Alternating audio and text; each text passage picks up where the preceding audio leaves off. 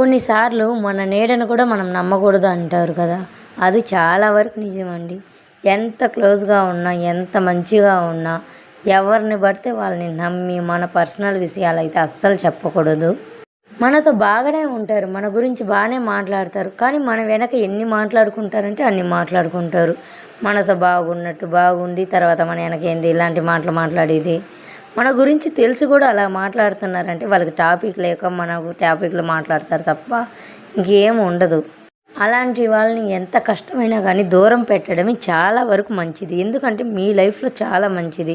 మన అనుకోని మన పర్సనల్ అన్నీ మనమే దాచుకోలేకుండా వాళ్ళకి చెప్తే వాళ్ళకి మన పర్సనల్ వాళ్ళకేం ముఖ్యం. వాళ్ళు కూడా దాచుకోకుండా బయట పెట్టేస్తారు అన్నీ. వాళ్ళ కాడ మంచి ఉన్నట్టు మనది చెడు ఉన్నట్టు చెప్తారు.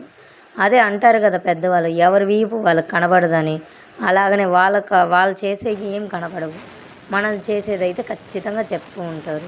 మనం ఏం చేయకపోయినా అది తప్పుగా చేసి, తప్పుగా పెద్ద స్టోరీలాగా అల్లించుకొని మరి ఒకటైతే 4గా అల్లించి చెప్పుకుంటారు చూసారా? అలాంటి వాళ్ళతో దూరంగా ఉండడమే బెస్టు. అలాంటి వాళ్ళు 10 మంది ఉండడం కంటే మన గురించి అన్నీ తెలుసుకొని ఎదుటివారు వాళ్ళ కాడ మన గురించి ఏదైనా చెప్పినా వినకుండా ఎదిరించి చెప్తారు చూడు. ఒక్కరున్న